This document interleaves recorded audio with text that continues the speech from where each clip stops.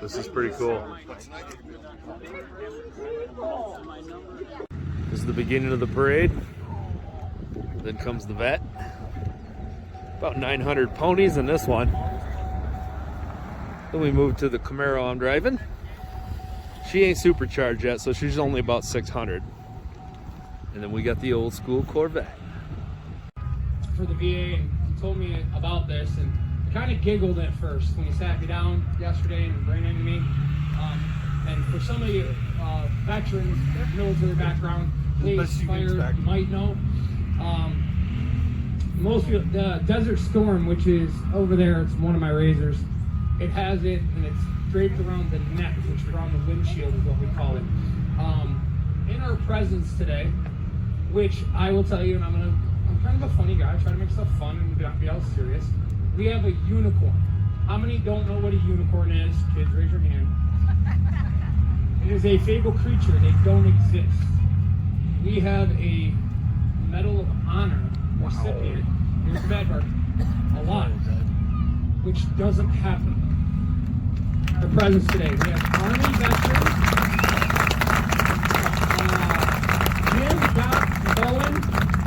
McCullen was drafted in the U.S. Army, and he is a Medal of Honor recipient. And we're going to invite him up if he'd like to say a few words. No? Jim? Jim does not call. Hey,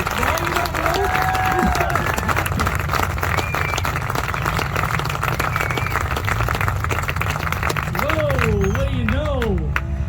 Thank you so much for that welcome. First of all, I want to thank anybody and everybody involved in this particular event. You don't know how special it is to a veteran to be thanked, and especially the Vietnam veterans who were really not welcome home that much. But if you're a veteran, I want you to know you're a member of the ABAs.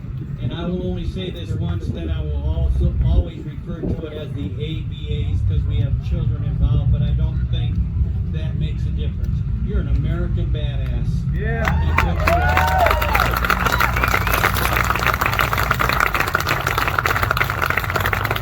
To especially the kids that are here today, you do not have any idea, and that's okay. I hope you never have to learn what these people went through to protect the freedom of the United States of America. But they go through hell many times, especially those who were on the front line. Your dignity is taken away. You become an animal, so to speak. And I'm not boasting about this. As a matter of fact, I was asked by a little girl, have you ever killed anyone and how did it make you feel? We speak at 125 words a minute, and after that question was asked to me by this 6th grader, we think at 505 words a minute, and 525 words were going through my head. And I said to myself in about 20 seconds, Jim, you got to tell her the truth. You got to tell her so she'll understand, and you got to leave her on a positive. And I don't know why this little girl asked that question. She was very, very dignified in asking the question. I don't know if her grandpa was in the war, maybe her dad was in Afghanistan or Iraq. That's not the point. She asked the question, and I felt as if I needed to give her an answer. And this is what I told her. Sometimes you have to take somebody else's life so that they won't take yours. But I've never been proud. As a matter of fact, it will bother me the rest of my life until I hope I meet my maker. That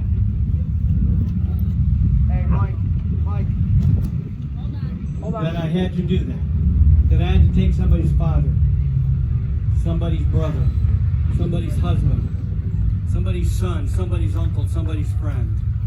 But you know, I was a medic, and I got to heal people sometimes, and I also got to take care of the enemy sometimes when they got wounded. So I told her the truth. I told her something, so I hope she understood, and I left her on a positive note. I want to include everybody. Mike, for everyone here, because you'll learn from it. The biggest lesson that I learned in Vietnam. I was in a foxhole, actually left by the trench, a trench line left by the French, and I was working on a man that I couldn't carry over my shoulder because he had internal injuries, so I was gonna carry him out like a baby. And all of a sudden, a thought came over me that it had been since I was a little boy that I had told my father that I loved him. I loved my dad, and I knew he loved me, but in those days, you didn't say that. Men didn't say that to their sons and to their brothers and so on and so forth.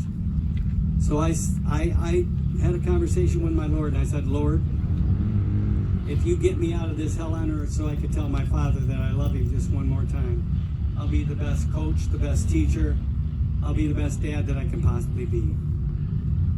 I ran to my father in the O'Hara airport, threw my arms around him when I got home, told him I loved him. He said the same thing back to me, as if we've been doing that for 24 years of my life so far.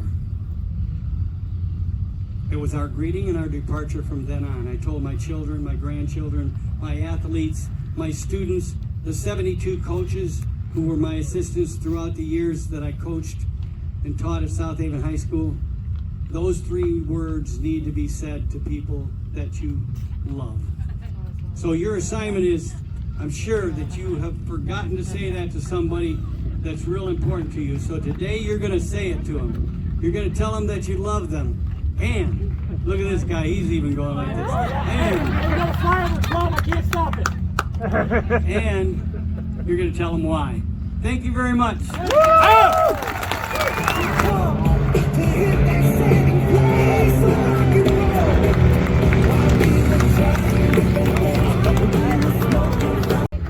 Y'all are missing this.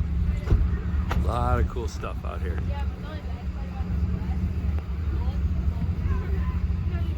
Thought that'd make somebody happy.